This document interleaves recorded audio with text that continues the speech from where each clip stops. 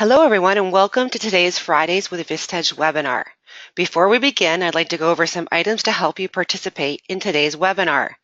If you're experiencing technical difficulties joining the webinar session, please dial support at 888-259-8414. When you join today's webinar, you selected to join either by phone call or computer audio. If for any reason you would like to change your selection, you can do so by accessing your audio pane in your control panel. During the presentation, all participants will be in listen-only mode. You will have the opportunity to submit text questions to today's presenters by typing your questions into the questions pane of the control panel. You may send in your questions at any time. We will collect these and address them during the question and answer session at the end of today's presentation. And now I'd like to introduce the moderator for today's webinar, Bill Black. Welcome to Fridays with Vistage. My name is Bill Black. I'm a fellow Vistage member and your moderator today. Today's Fridays with Vistage webinar, is called Winning the Website War: 4 Steps to Mastering Digital Marketing. And today's webinar builds the foundation for what business leaders must know about digital marketing. This is a topic that's often overwhelming and confusing for Vistage members struggling to get strong ROI from their digital marketing efforts. In today's webinar, we're going to help demystify online marketing and provide the knowledge and tools necessary to develop and execute a successful digital marketing strategy. You'll leave with concrete steps to cut through the noise and consistently achieve your digital marketing objectives. Now, during today's webinar, we have a special interactive component towards the end. We want to ask you to submit your company name or website URL in the questions section for our guest or speaker to review during the Q&A section at the end of the webinar today. Our speaker today is Thomas Young. He's the founder and president of Intuitive Websites and an award-winning Vistage speaker for 17 years. He's the author of Winning the Website War and a Vistage member based in Denver, Colorado. Thomas has worked in the field for 19 years and helped thousands of companies across North America find success with digital marketing. Ladies and gentlemen, Thomas Young. Thank you, Bill. It's a pleasure to be here with everyone. I have a long history with Vistage, and I'm going to share a lot of that history with you, and also a long history with digital marketing, which I'm going to share with you. In fact, what I'm going to do today is take almost 20 years of work in this field and narrow it down to a process. And this is a process that you can take back to your business and you can drive as a CEO or a business leader. And the reason I called my book Winning the Website War, and the reason we're calling the webinar this title, is because I feel that business leaders are fighting a war with their website. And here's what the war is. You're beating competitors. You're getting market share and you're growing your company with your digital marketing efforts. But you're also trying to figure out how to get a team to get this work done, an internal team and an external contracted team as well. What I'm going to do in the webinar today is give you a structure for this. I'm going to give you an outline, or more or less a set of checklists to follow to make this happen. And all of this is going to be from the perspective of the business leader, from the perspective of the CEO. So it's going to give you what you need to know, what you don't have to worry about so much, what your team's going to do for you. And it's going to give you the tools you need to drive a process to get results from digital marketing. And this is a sales and marketing presentation. So we're going to be talking about technology and digital for sure. But the goal is increasing leads and getting more sales. And to do that, I'm going to give you a 4-step process we're going to dive into in just a second here. And we're also going to take a few minutes at the end and look at a few websites, because after today's webinar, you're going to go back and look at your site with a completely different perspective. And from this, you're going to have an action plan. In fact, I think that these slides that you're going to see here in just a second are going to be part of your digital marketing plan. They're going to be part of the outline for that plan that you and your team are going to go and complete. And if you do these things, you will see great results from your website. And in fact, we're even going to talk about ROI and how you can measure those results. When I do Vistage presentations around the country, one of the first thing I do basically is ask the members, what would you like to get from today? I want to make sure I'm on track. And I've taken a few of those notes and shared them with you on the slide. There's a lot here. I'm not going to read all these, but you can see that this is what Vistage leaders and CEOs go through with their website at all levels of companies, whether you're a 5-person business or 50 or more. And so this presentation is going to address these concerns and help you with these questions. And of course, the slides are available for you, so you can take these and and spend more time with them if you like. Love Edward Deming. I have an MBA in management, and I've always loved Edward Deming. And the reason that he is a genius is because he knows the value of a business process. Your company, in a lot of ways, is only as good as the processes you bring to the table and the people that implement those processes. And this applies to digital too. And for whatever reason, a lot of business owners and companies tend to wing it when it comes to their website. So we're going to talk today about how to implement a process so that you can know what you're doing when it comes to digital. And then if I meet you in a presentation down the road, you can come to me and say, I understand our website, I understand what we're doing. It's not a foreign thing to me anymore. So let's look at these 4 steps. Now, when you see these 4 steps, you're going to think, well, it's common sense. Of course it's common sense. And it's common sense that needs to be more relative in our business. From now on, from today forward, think of your website, think of your digital marketing from these 4 perspectives, and do not intertwine the 4 of them, because it's a different set of skills, it's a different set of approaches that needs to come together to make these things work. And it starts with strategy, moving to the implementation of that strategy with design and development, then moving to traffic generation, getting eyeballs on your digital messaging. You don't do traffic first, and we'll talk about why you don't do that. And then it ends with the idea that your website is constantly performing for you 24/7, and you have to monitor that performance, make adjustments, and most importantly, monitor ROI, because you will need to invest in this website. And if you're going to invest in website or digital marketing, I want you to have a very clear plan for seeing the return from that. Let's jump into the 4 steps, and we're going to start with strategy. And I'm going to take a little bit of a different approach to strategy for digital.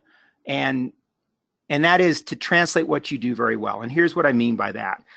Most of the websites that I review for Vistage companies don't translate what the company's real value is. They gloss over it. It's superficial. It's marketing speak language. It's basically variations over how good you are and you know how long you've been in business, or that you're a quality company and things like that. Important stuff, right? But if I sat down and talked to a Vistage CEO in 15 seconds, they would tell me, this is why people hire us. This is why customers buy from us, is because we do this. And then I go look at the website, and it couldn't be more far removed. Now, over the years, this has really gotten a lot better for Vistage companies, and there are some companies doing it very, very well. But I would say the majority of companies still have to focus on translating what you do very well to your digital presence, your website, your social media, etc. And my thought is for you to have a action plan for strategy and to start thinking about this a little bit differently. And I'm going to start with something that you probably didn't expect, and that's the idea that if you want to implement a strategy, you need to understand the basics of digital marketing. There's no longer an excuse for not understanding this. Digital is too important. If you don't have a grasp on it, you will lose market share and not even know it.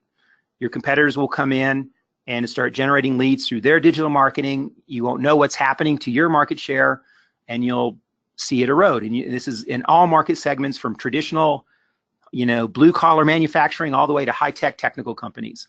So you have to understand the basics of digital marketing. Now, what I'm going to do today in this outline is give you what those basics are. And I think that it should be part of your weekly process, is understanding what's happening with digital, what's happening, for example, with Google, what's happening with keywords in your marketplace, what's happening with products like AdWords, which is a key Google app. In fact, AdWords is the reason why Google is such a highly valued company. These are key things. And I'm going to talk more about Google in a couple minutes, but it's important for you to understand, what are the objectives of Google? What does Google want to see, and what's important to them? Same thing for the social media sites, because the better you are in alignment with that, the better positioning you'll get for your site strategically, and the better results you'll see. And you've got to build the digital marketing team, and I'm going to give you a framework for that today. Also developing then a digital marketing plan, which is part of this outline that we're going to talk about in the 4 steps. And then this is a key thing. I think if you start the process of reviewing your digital stats on a weekly or monthly basis, just reviewing those digital stats starts to drive you to learn the basics of digital marketing, because you're going to ask questions like, what is a bounce rate? And what is the difference between a unique visitor and a unique session? What is the difference between a conversion point and our blog content, and why is that important? Once you start asking those questions, now you're starting to think strategically about digital marketing. You're starting to learn the basics. So having the digital stats provided to you by a team member on a weekly basis is critical. In fact, I think it's so important that it's a KPI for your company. If you see a decline in website visits, it's probably going to relate to a decline in market share. There are still many, many Vistage CEOs and key managers that are not looking at their website stats. That needs to change. And a little bit more on the common sense side for strategy. We talked about strategic translation. I think you need to push your team to simplify. In fact, if you look at the most successful websites and the most successful companies online, they're doing well because they keep it simple and they keep things very clear. There's no confusion around the brand. There's no confusion about the value they provide. You have to push your team to do that. So you tell them what it is your company has done well and push them to keep it simple and clear in the language of your customers, not the language of your internal speak at your company.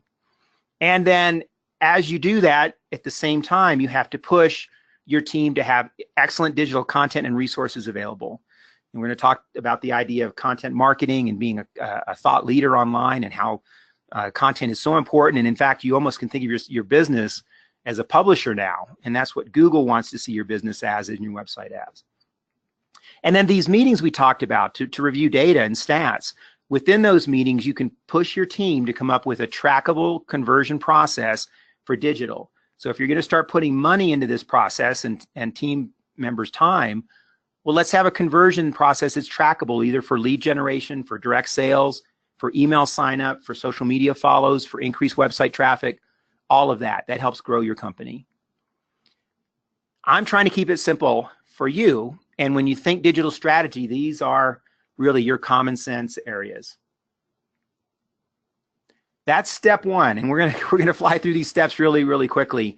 What I'd like to do real quick, and we'll do this at the end of each step, is I want to check in with Bill and see if anybody has asked any questions about strategy. And if you haven't, please do, and we'll stop after each step and see if there's a question about strategy. Hi, Tom. Actually, we did get one question in, and it seems like Google is constantly changing what they want to maximize SEO. How do we keep current with what their latest hummingbird or their latest iteration is? It is almost impossible to keep up with it. And here's the thing about Google. Maybe I'm crazy for saying this, but I don't think Google knows how Google works. I really don't. I think that the software that is running the Google search engine is this massive thing that how can any technician understand how it works? So if you're an SEO expert and you're really, really focused on SEO, then your challenge is to try to figure that out. For the business leader, your challenge is to be a content publisher that understands that Google wants people to use their search engine, right? So Google has this great fear, and that is that tomorrow we could all stop using Google. And if that happens, they're in trouble. And nobody has a contract to use Google. We could all switch tomorrow. So Google's strategy to make sure we use them is to have relevant searches. And one of the most important things in relevant search is you're not a spammer. So that's why for you as a CEO, you want to make sure that you have the Google Search Console set up and your site's communicating with Google, that you have regular content that's published on a weekly basis in the form of a blog post or product and service updates, and that you're putting content out there. You also may want to consider having a secure certificate for your website so that your site has a little S by the HTTP and it has a secure server. Basically, again, telling Google that you are a real website, legitimate company with a secure connection. Those are the things that work. So those fundamentals will never change. Now, all of Google's updates and movement in the past few years has been toward content publishing. Websites that are better at content publishing and have more relevant content for users are going higher, because Google also sees a threat from websites like Quora and sites that are basically informational sites, or Wikipedia, right? If people start just going to wikipedia.com, why do they need Google? So that's the brief question. We're going to talk a little bit about SEO when we talk about traffic generation. Excellent, Tom. Please tell us about step two. Let's talk about step 2, design and development. What's interesting about the 4 steps is they pretty much are in order, right? So you want to have your strategy ready before design and development happens. In most companies, you meet with your designer and your developer and you say, let's get going. What do we want to put on the website? I would say step back, do the strategic part first. And when you come to the meeting with the design and development folks, you have a strategy outlined. And that strategy is all about the target market. Everything you're doing is about the target market and driving them toward getting value from your business. So I'm not going to talk about design or development fundamentals. I'm going to talk about getting inside the head of your user. And I'll tell you right now, if you are going to have a successful marketing business, or a company that's marketed successfully as a CEO, you will know your customers. And the better you know your customers, the more you can grow your business. There needs to be folks at your company that understand this. And to do that, I want to take a step back and just realize that when people use websites, it's a very, very simple thing that they do in their head. And what I've done is put together a few slides that discuss what we call usability or user interaction with the website. These slides come from my experience in user testing. So I've spent hundreds and hundreds of hours watching users muddle around on websites. In fact, Vistage is a client of mine. I've spent a lot of time with members and chairs watching them on the Vistage website and on the My Vistage portal. And every time we do this, we always come back and go, it needs to be more simple. It just has got to be more simple for people. And it also has to have depth of value. So you're trying to do both those things. But keep in mind that these bullet points basically identify what people do in the first 5 to 10 seconds when they look at a website. If your website goes against any of these things or makes it more challenging for folks, like for example, if your website has a lot of clutter, a lot of marketing speak content, then you're going to have a high bounce rate. You're going to have a lot of people leaving and so forth. If your website hasn't given a lot of attention to the navigation system, or if you have maybe 3 or 4 navigation systems on your home page and users can't figure out which one to go to, all of that impedes what visitors do and leads to poor design. What we've seen in data, so we review hundreds and hundreds of Google Analytics accounts. If we can get a bounce rate under 50% on most websites, that's great. If we can get a bounce rate below 40% on a content-based website, that's pretty good. So actually, most people just leave websites. They just leave in droves. They don't stay at numbers we need them to. And so we're going to talk a little bit more about what needs to happen for them to stay. Another great slide on what visitors want from user testing. Most visitors that come to your website have a very clear mission in their head. And most of the time on a lot of websites, they are overwhelmed with what they see. They have a hard time getting to their mission, and so they leave the site. Or if they're very persistent, they might dig deeper until they find things. But people want to solve a problem. They're dealing with some pain in their life, some issue. They want to solve that problem. Your website should solve the problem for them, make their life more convenient. And in a nutshell, they want to know what it is your company does, what is your value, and they want information on your products and services, ultimately. The Contact Us and About Us page is critical. I've seen a lot of Vistage companies really not give a lot of attention to those 2 pages, and in some cases, the Contact Us page isn't even found on the home page, or it's buried in a menu. Those 2 pages need to come front and center. They're usually on the top 10 of website visited pages. And obviously your location, delivery, shipping information, all that needs to be very clear for folks. And content is so critical. And we talked about how Google is driving search based on content. Well, your users want content, and they want content that is scannable. And let me explain what I mean by that. So they're going to bounce around your site looking at different types of content. So if you have a lot of content on your home page, they're going to miss content. So think about this. The more content you have on your home page, the greater chance people will miss what you want to tell them. The less content you have on your home page, the higher chance they'll see what you want. They'll see what you want them to see, and they'll click through. Now, once they go through the scannable content, they do want to see depth of content. So you have to see your website as this resource of content that has headlines and taglines with brief blocks of text that people can click through to see more, 600, 800 words or more of information. websites really are a lot like newspapers and magazines, and there's no surprise behind that. When you think about what newspapers do, they have a headline that grabs you and pulls you in, and then you read the next headline as a subheadline, and then you start reading the article. And if you really enjoy that article, you'll read, through to page 15 and read the entire thing. People do the same thing on websites. And then obviously this content then will be optimized for search engines, and that's where you see success in Google. Really quick, I'm going to cover 5 elements of website design and development that you need to be thinking about as priorities. And your team needs to have a plan for each of these things that makes sense with what we've just talked about.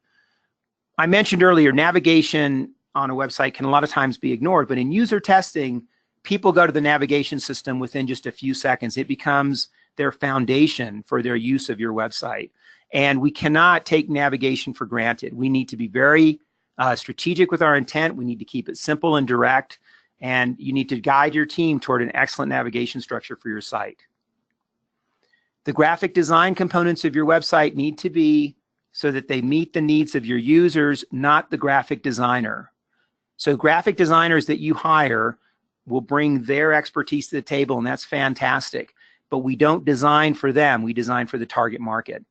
One of the best things you can do is go look at your competitive landscape and make sure that your site fits into that competitive landscape for users and does it better than your competitors' sites. And that's the challenge to you, and it's wonderful because you can see your competitor websites. They're not hidden behind something. Development and technology, just briefly let you know that WordPress is really the leading CMS for most websites. Development and technology needs to be something that's core to your company. I'm not going to get into that in great detail here, but if you need a default website program, we build in WordPress. We've evaluated all the other CMSs. We feel it's the best. We also feel that Google really likes WordPress and really likes WordPress blogs. There's definitely a connection between Google results and blogging. We've talked about content and taglines. This is a key element of design and development. And then we've talked a little bit about the idea of user testing. And I highly encourage you to get feedback from a few of your key customers on your website and your digital presence. Don't ask them their opinion, though, because they're going to say it's fine. Ask them to do something. Ask them to go to your website and buy one of your products and to talk out loud as they're buying.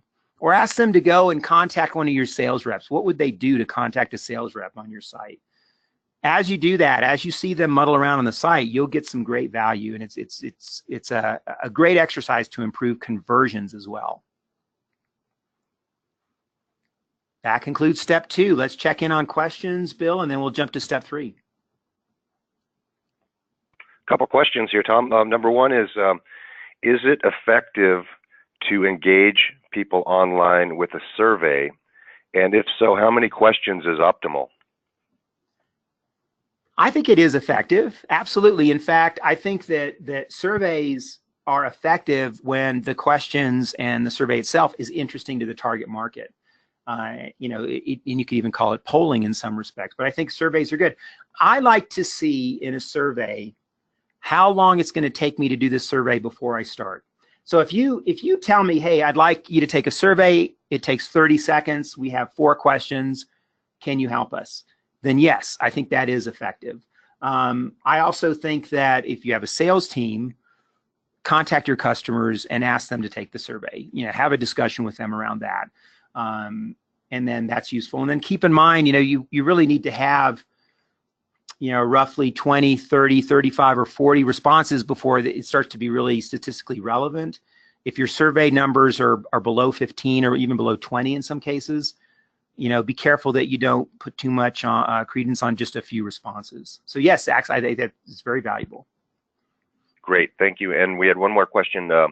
What are the best tools to monitor or track the website or blog performance? We're going to talk about tools and resources in just a second. Great question. And just right off the top of my head, Google Analytics is a must-have tool. Second to that is the Google Search Console, which used to be called Webmaster Tools. And then there's other tools that you can use for SEO and so forth that we're going to talk about in a second. Everybody in attendance today needs to have Google Analytics. So All right, Let's on talk to about step driving 3. traffic. Yeah, step 3 is, so driving traffic is fascinating, and it's usually where people start, right? So they don't usually think of it as step 3. They think of it as step 1, which is, hey, well, I want to be higher in Google. Give me some great SEO rankings. Well, we don't want to do that if your website's not ready. If you're going to spend money to do this, time and money. So if your website's not ready, if your products aren't ready, we don't want to go to step 3 until we're ready, and step 1 and 2 are in hand and set. And I want to simplify this process for you. I mean, it can feel overwhelming. And in your marketing plan, I want you to think about these 6 areas. And I want you to think about the most important one as what happens offline. So the average Vistage company tends to have a pretty high average order for their products and services. So if they engage with a customer and that customer becomes a lifetime customer, it could easily be a 6 figures engagement. Well, those engagements are going to happen mostly from what you're doing offline with your sales and marketing, with your branding, with your referral sources, and so forth. But you don't want your website or your digital marketing strategies to get in the way of that engagement. The last thing you want to see is somebody reviewing your website and going, I think we need to eliminate this company from the top 3 finalists in our bidding. You want to make sure your website supports that. And so say you're a construction firm doing commercial construction and you have multi-million-dollar average order. You want to make sure your website does your company justice. And more as the younger demographics come in and become decision makers, they're going to rely more and more on the branding that they see online. If your website turns them off, you could lose major deals because of that. So offline sales and marketing is number 1. There's only a handful of other ways to drive traffic that I think really need a lot of attention. I'm going to jump into these in just a little bit more detail. So let's start with search engines. This is a slide you can keep in your back pocket. Next time you talk to an SEO company, you want to ask them about this slide. You say, is this what you do? And show them this slide and make sure that they're covering these areas. This is the most fundamental parts of coding your site, prepping your site for Google listings, and then making sure that the website is submitted through the Google Search Console and you're tracking the results that way. And I'm happy to go over this in more detail. I'm not going to spend a lot of time on this. I want you to know that these are the 4 areas that are absolutely critical for driving success in Google. I do want to touch base on email marketing. So email marketing is probably the biggest opportunity for the most amount of Vistage companies to get immediate results, because you have this loyal base of customers and referral sources. You should be emailing them on a regular basis with valuable content, desirable content. I recommend once a month minimum, and you can, using a program like MailChimp, Constant Contact, you can track everything that happens. In fact, you can track when people open an email, when they click through to a link, when they view an email repeatedly. Those folks probably need a call from your sales reps if they haven't talked to you recently. You want to find out, why are they engaging so much with your email marketing and how can you help them? So email marketing is a great tool. It is so inexpensive to get up and running and to put your list into MailChimp and get this going. What I find that holds this up a lot of times is who's going to write the content. Feeling like the desirable content's not there. Well, that can be solved. There are folks that will write content for you that are outsourced writers. You can find them on websites like writersaccess.com. And these folks can learn your business. They can write great content that looks like they are an employee of yours, where they're, an outsourced content writer. There are a lot of folks that love to write, and you may not have one of those people at your business. Don't let that stop you from doing email marketing. And in fact, don't let that stop you from doing content marketing in general. So Google Insights is a newsletter that Google puts out, and they report on the importance of content and what you can see in website traffic when you add content. And if you're looking through the slides, you can see that basically the formula is simple. More content equals more traffic. And then the question becomes, how do we do this? How do we get to 500 pages? Well, the answer is you start today with 1 page, and you start next week with a couple more pages, and you do this over time. Not only does it help you immediately as those pages get indexed, but it adds value to users. And then within a year or 2, if you implement this strategy, you will be seeing a lot more website traffic. Don't let the fact that you don't have a writer in your team stop you from doing this. You can, like I said, contract a writer. Another point of interest, when you contract a writer, don't expect their first post to be fantastic. No, their first post is probably a first draft, meaning you're going to have to go back and work with them. But once the writer is up to speed on your company, they can write some great content. And I would even take content marketing one more step further. I have an entire presentation, another Vistage presentations on content marketing and inbound marketing. I think that content is a business asset. And I think that for those of you looking to grow the value of your company, your website traffic and the content foothold you have in Google is a business asset. And if buyers aren't looking at that now with your company, if you're looking to sell down the road or bring in partners, they will in the future. And this is a stat from the Content Marketing Institute. They surveyed about 2,600 content marketing pros at different companies. And a full, 92% say yes, content is very important and content is viewed as a business asset. So let's not have any more websites with 10 pages out there. Let's get some content going. Let's get a dynamic blog that has great resources and great content on your product and services. Social media. So social media has been fascinating to watch over the last few years. And I remember when Facebook first came out and just watching what was happening, and then Google Plus and LinkedIn. Social media is an important part of your content marketing. It is not going to be a quick fix. It's not going to necessarily drive sales or conversions. You want to cover this, however. You want to have a plan in place to tell your story through social media. It will help you in Google results. It will help you with your brand, and it will show customers that, yes, you are a real business and you have a publishing emphasis in your digital marketing. Even if you're posting weekly or bi-weekly, keep this in mind. And there's been a major movement from Facebook into business markets now. And it's really interesting to watch. Facebook was so consumer heavy, but now it's driving more and more into companies. Because guess what? The people that work at the companies that hire you, or the individuals that hire you, they're on Facebook and they're living their life, via Facebook. And sometimes that crosses over into professional, and your business will show up if you have content there. Social media is storytelling. Keep that in mind. And over the years, we don't see high conversion rates from social media, but we do see it essential for your brand and for SEO. There is my lightning fast review of a very complicated area. That's step 3. We're going to go to step 4. Any questions on traffic generation? Yeah, we had a couple there, Tom. Number one is, what should we expect as an average open rate for email marketing? That's a great question, and it's something I watch for my emails. We try to send out emails every other week. I think that obviously it depends on the list. So let me give you a couple answers to that. If you are going after a fairly cold list, or a list of folks that aren't necessarily active clients, there are folks that have some interest in your business, you want to look at about a 10 to 15% rate of opening, basically meaning that they looked at your emails. The click-through rate will depend on what you're offering. If you see a click-through rate of 5% or so from the folks that opened, that's actually pretty good. And I know you might be thinking, wow, those numbers are terrible. But it's just the way it is. And it's the fact of the matter is, a lot of people will not open the email. They either won't see it, they'll ignore it in their inbox, it'll get filtered out by their spam and their business or whatever. But it's a numbers game. If you remember the old days of direct mail, if you could get a 2% response rate, that was fantastic. The response rate is worth the effort putting into it. Now, if you have a list that's a warmer list, inactive clients, current clients, folks that you know pretty well, I think that you should be pushing closer to a 20% open rate, and then the click-through rate should also be closer to 10, 15% or so.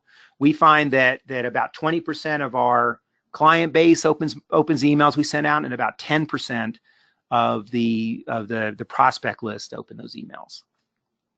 Okay. If you have a blog or website, does it depend on the number of pages you write on rather than the number of articles? So if you have longer articles but less, do you get ahead with more traffic or having a lot of articles that are short? I think that you want to do both if possible, and the long form articles are getting traction in Google. However, if you need to find middle ground, I recommend blog posts of 600 to 800 words. and making sure that you're doing those on a regular basis. I would have a strategy of blog posts, weekly, bi-weekly, 600 to 800 words, and then maybe once or twice a month you do a long form article, and that article can either be online in in HTML, or it could be a PDF download, or it could be a white paper, and that could be a conversion point for you.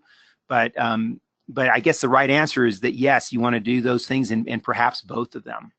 Now it depends on your target market as well. If you're more into an analytical engineering marketplace, then more content is better. If you're in a consumer-based market, then photos with captions and brief content is better. And that leads to the next question, was what is the relative value of text versus caption pictures versus video content in effectiveness?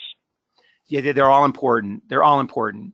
Nothing beats content, though, because content, there's just so many pluses for having more content, especially given that Google's going to index that content. But Google will also index your images and your photos. And I know from user testing, people love to look at photos.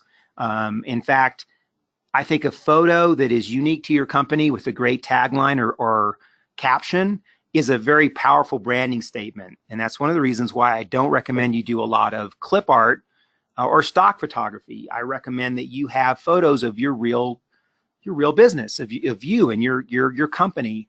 And a little tip for you here is that a great person to hire for this is a wedding photographer. Wedding photographers have fair prices and are great at capturing moments, and they can capture a business moment just as they can a moment in a wedding, and they make for some great photos that you can use in blog posts and throughout your website. Videos are another story. Videos are best used through your YouTube channel and through your social media on YouTube. In user testing, most people don't watch videos. They're kind of disruptive. Now, we will occasionally put a video on a homepage with no sound as a branding element, and I think that works well. But don't expect people to come in droves and watch your videos. However, videos do play a role, and if you have a strong video, it might actually get more plays in social media than on your website. Great. Let's move on to step 4. Step 4, which I call the most important step, really, because this is where the rubber meets the road. And like I said, I could send you these slides so you can have this checklist of website stats that you need to watch and a few points about that. I think it's critical that you watch these. I think they're, like I said, KPIs. I also think it's critical that you work with your sales team so that as you watch this data and you watch these stats, your sales team's part of this process, and they understand when leads come in from your digital efforts, how to work with them and how to close those sales. And I highly recommend a monthly digital marketing meeting where this slide is the agenda, and you're looking at these things and asking questions. I also get asked, what are budgets for digital marketing? What should we be paying? And I think that folks are doing much better with this, but for the most part, this is the starting point for digital marketing websites and monthly performance programs or monthly SEO programs. You're going to start at about $5,000 for a WordPress site, and it's going to go up from there based on the number of pages. So a 200-page website is going to be more than a 20-page website. Same with the e-commerce. It's going to start around 10,000, and it's going to change based on the number of content pages and the complexity of importing products. So these prices are coming down, and they're coming down because you can build websites now in templates. You save a ton of money in development. You're going to pay about $85 to $125 an hour for SEO work. You probably pay a little bit less for content writers, but this is more or less what you'll pay to have a team running your digital marketing from an outsourced perspective. If you have somebody that's internal, that's a marketing coordinator or whatever, then obviously their salary is what ties into that budget. Then these budgets then can be translated into ROI. So what is going to be the ROI in these efforts? And this is the ROI that you can review in your meetings. So if you know your average order, that's a starting point. You know what your digital marketing spend is. Then one of the key metrics is going to be website visitors, and you can control that. You can pay for traffic if you want, but if you have content and your traffic is increasing, then you will have a pretty consistent conversion rate based on what your website looks like. So in this example, we have an average order of 15,000. We have website visitors of 5,000, And we have a fairly average to low conversion rate, kind of conservative conversion rate of 1%. So that would mean that with 5,000 visitors, we have about 50 leads coming through. And then I have a fairly conservative close rate, because let's say that some of those leads are salespeople and some are spam and some just don't fit. So we're down to a 10% close rate. If you can run these numbers with your sales team, then this shows you the kind of revenue you generate based on this data. This is what you talk about in your meetings, and this is what you drive toward. And you work toward more visitors, and you work toward a much more friendly website that's intuitive and that has great value, that can convert at a higher rate. And this is how you pay for these digital marketing efforts. Most Vistage companies are focused on leads. There are a few out there that are doing e-commerce, seeing more of them, and the e-commerce works the same way.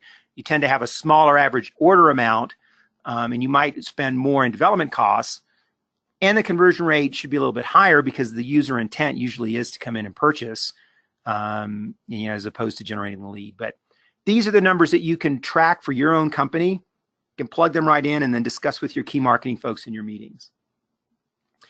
And let's talk about these key marketing folks and who's going to do all this work. And we'll see if there's any questions real quick on step 4. Hey, Tom, no real questions about that particular section, but there was one question that came in late to the last one, which is, where do you come up with compelling ideas for topics to blog about? Well, it's a great question, and it does take a marketing mindset to come up with that. I think that someone needs to be that creative marketing person on your team that can come up with those topics. You can also look at what happened in your business that previous week. What are the stories that happened in your business, and give them a headline, and then convert that into a resource article. You can also talk to your sales team, your sales manager, and the salespeople, and say, what are some of the objections you're hearing? What are some of the key issues that are coming up? All of those things drive great content. And once again, getting a content person on board, if they were a reporter, or if they had experience writing for newspapers, they can help with that as well. I actually recommend that you do a content calendar with topics and posts ready to go for 30 days at a time. And let's talk about the team. So the person that's coming up with these ideas should be on the marketing side. But one of the things we're seeing in website development and digital marketing is that there are 3 disciplines that have to come together. And a lot of times these disciplines don't work that well together, or we ask technology folks to do marketing, or ask design people to do marketing. Keep these folks in their separate areas and have a great project manager that can bring it all together. Keep in mind that marketing leads the process, not design or technology. They should follow strategic direction from marketing. And there are more or less 8 different hats that people wear. And then these are not, you're not going to go hire 8 people. Don't get me wrong on this. But you need to think about the different sets of services and work that needs to happen to make your website come to life. And at the top is the person that's going to make the key decisions, the person that's going to drive approvals, drive the approval process. This is important, because if you get into approvals by committee, you could really slow things down. And I think working hand in hand with this decision maker needs to be a project manager who's managing all the different action items and all the work of these team members. Number 3 is the person responsible for traffic generation, step 3. Number 4 is the person responsible for stats and conversions. Those 2 could be combined possibly. The folks at the top of this list are more likely to be internal to your company. The folks at the bottom are more likely to be external to your business. And it's pretty straightforward what they do. We talked about the writer, we talked about media and graphic design and technology. So you can use this slide and fill in the names. Who's doing these things for you? Okay, so we're going to switch gears and we're going to look at a couple websites. And I just want to let you know that if you haven't taken notes and you don't have an action items, then I have given you some action items. They're on this slide and I will send it to you. We've covered these things, but let's get rolling on this so we can see some results from digital. I've compiled a list of resources for you. Go look at these websites. These are fantastic resources. I'm going to cut through the clutter for you so you don't have to look at 1,000 search results to find an SEO tool, these are some of the best tools out there. And then my book. So my book is going to go into detail on all these areas, and it's available on Amazon. So if you want to go beyond this webinar and get into great detail, the book is there as well. So let's look at some websites. We'll spend about 10 minutes or so doing that. I'm going to jump online, so we're going to go live on the internet. We had a lot of submissions. Tom, one question that I had, if you don't mind, while you're doing this, could you put up the slide that indicated the e-commerce cost example while we're getting into this section real quick? Someone said that was a lot of information and it was really quick and they'd love to see it again. Perfect. Okay, so our first website is laundrycareexpress.com. Okay, so I'm going to go live on the internet and bear with me here. So I'm going to do a search, and you said laundry care? Was that right? Yeah, laundrycareexpress.com. So I'm going to start with the search on the brand name, as a lot of folks might search to find this company.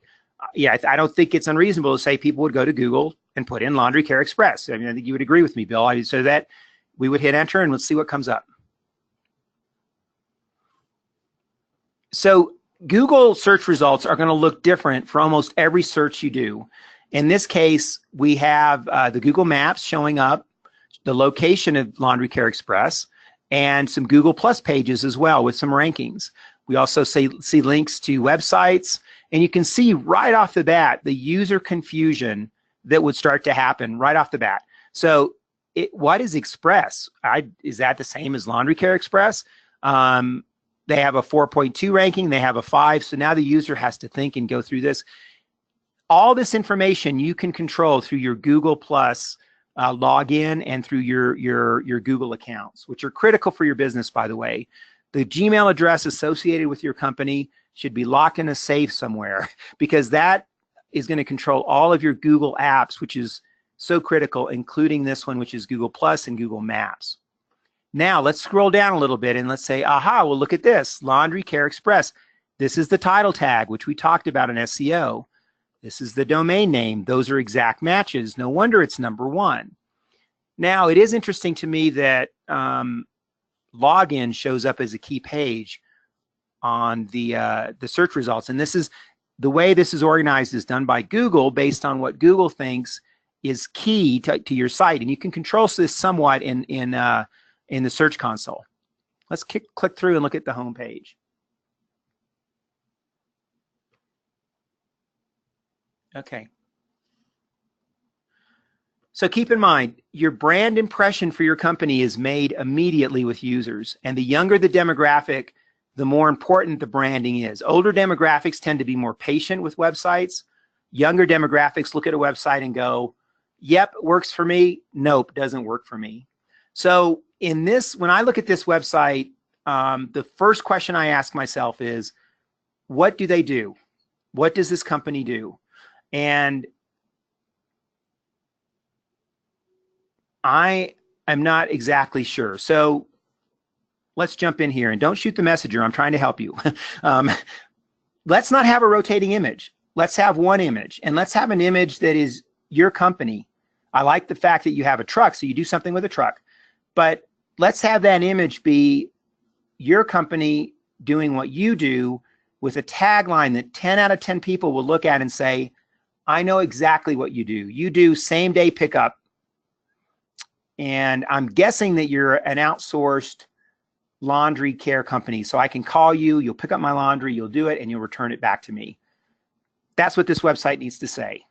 So Tom, a picture of the outside of the building, of the inside of the building, of the back office of the building, what's the actual work being done? What would you suggest?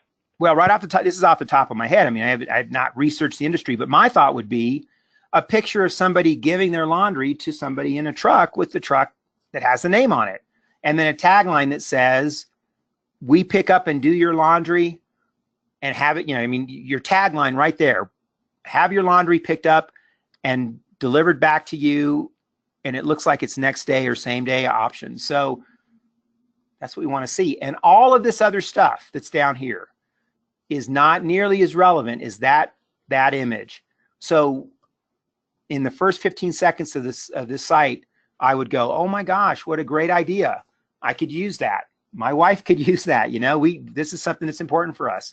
And then we would have a call to action that would send somebody either to a phone number or to a form where I could submit a form. Because if I'm on the site at night and I know you're closed, I want to send a form or an email, and then you can react from there. I don't like the use of laundry and a phone number. In user testing, it doesn't do well because people don't know how to dial LAUNDR. So this needs to be more prominent. You might even want to switch it, make this more prominent, make this less prominent. And then, oh, wow. So this button up here, click to schedule a pickup, it's in the worst possible place for conversion points. If you remember right, on the slide I showed you that in user testing, people are grounded on the left side of a page because they read books like that. Then they move across the page like this, take in the image, and then they go to navigation to see what's in it for them. You got a lot of people missing this button. We need to get this button into the main banner, and we need to use a light green color because light green converts at the highest rates of any color, kind of like this right here. That's very interesting. We need to move on to the next one, Thomas. Great tips and highlights on this one. I mean, I got a lot out of it. How about the next one? Steel rubber. Steel is spelled with an E on the end. Steelrubber.com. Steel rubber. Is that correct, Bill? Does that look right? You got it. Okay, let's go through. Interesting, and Google's cooperating with me. So here we see a completely different view of Google. Now we see the Google Plus and the Google My Business listing, which they are constantly changing. But and these photos are added by the Steel Rubber Company. You can change these photos and put in there what you want. The Google Maps is displaying, and then more information from the Google Plus page, including reviews. Google reviews can only be done by people that are logged into their Google account. Then you see an ad word up here, which is real interesting. Now, Timco Rubber, I'm not sure how that is pronounced. If they're a competitor, then they are trying to get one up on you. Now, they might be your reseller or distributor. Not sure about that, but that's an ad. And what's interesting is I've watched Google AdWords since their inception, and they look more like a search result now than they ever have in the history of Google because they don't want you to know it's an ad, bottom line. Little tiny box right here says ad, and that's it. Let's click through.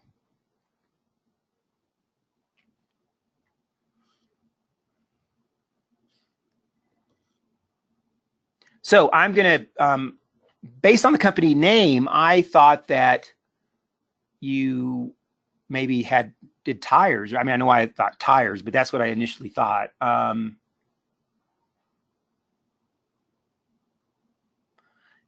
So my impression is similar to the site we looked at before, which is what do you do? What is the value that you provide? Let's get to that quicker, and let's remove clutter from this website. Now, because I'm seeing, yeah, I'm seeing motorhomes, and then I'm seeing, classic cars that look like they've been, done up, and people have worked. I'd say the hobbyists have worked on them, right? But I don't know what you must do the rubber parts for these cars, right? So we're going to search for parts over here. So I would come back to the same thing. Let's see a photo of a part or a product that's very common for you, and let's see a photo of where that part sits in one of these products. And then if you're going to have two marketplaces, which is cars and RVs, then you might have a picture of a car and an RV together with a static picture. Or if cars are more important, or whatever your market, whatever your market is more important, it's okay to lead with that, and then you can have RV parts in the nav like you do here. This looks like it might be an e-commerce website. Let's look at I'm going to grab something here, and because this search for parts is just telling me go search. I mean, it's very strategically placed on the site. I would imagine a lot of people use this. And here we go, front door weather strip. Okay, 110 per pair, in stock, buy. So now we're looking at the e-commerce experience for people. I'm not sure if this is enough content for the average user. They might need more content to know how this works and where it goes. Let's click on buy and see where it takes us. And here's our cart. Proceed to checkout. Let's do that. Well, we only have time for a few quick pointers here. I mean, we could spend a lot of time on this, but one thing I will say is that you want people to be able to sign out as a guest. So in user testing, depending on the marketplace, it's a really high percentage. In some cases, over 50% of people will not register to buy something. So make that change today and see what happens to your conversion rate. I'd love to get an email from you saying, hey, this is what happened. We allowed people to order as a guest for a one-time purchase, and our conversion rate improved. I think you will see an improvement if you do that. Both of these sites we just looked at, I mean, they're great opportunities for content and photography and storytelling and social media, absolutely. Yeah, they're both very interesting examples, different industries, very divergent. What final tips would you give people? We have a lot of people, by the way, who submitted their websites. We're not going to be able to get to them because we have to end. We have a hard stop at the top of the hour, Tom. But what tips would you give people generally from what you've seen so far? Well, I'm available as a resource, so I'm happy to look at those websites for you, and we can have an email exchange or have a brief phone call. I think my overall tip for folks that have listened to this webinar is to take these slides back to your company, use them as the outline and the framework for a digital marketing plan, and put these steps into action. I think if you do these things, I know if you do these things, you will see your business and your sales increase. And lean on your resources. Like I said, I'm here to help. There's excellent resources out there to help you get this done.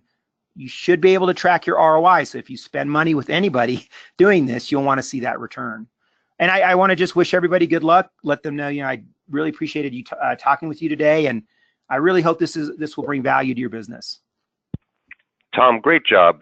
Thomas Young, you've really opened our eyes to some really important information, and you blew up the question section, my friend. We had more questions and more input than I've ever seen on a webinar. I want to thank you for that, and thanks for your time today. My pleasure. My pleasure. I want to remind you we have some upcoming webinars this month that you won't want to miss. Friday, October 13th, next week at 10 a.m. Pacific, the newest approach to creating recurring revenue streams. Something as a service, XaaS, should be very interesting. Friday, October 20th at 10 a.m. Pacific. Fire your website, how lack of content can kill your leads, with Tyler Yost. And on Friday, October 27th, 10 a.m. Pacific, Help Wanted new report outlines how to find and develop talent, with Kathleen Quinn-Vota, always one of our highest ranked guests on this Fridays with Vistage. I want to thank you for participating with us and joining us today. And on behalf of Vistage Worldwide, this is Bill Black wishing you continued success. This ends today's webinar.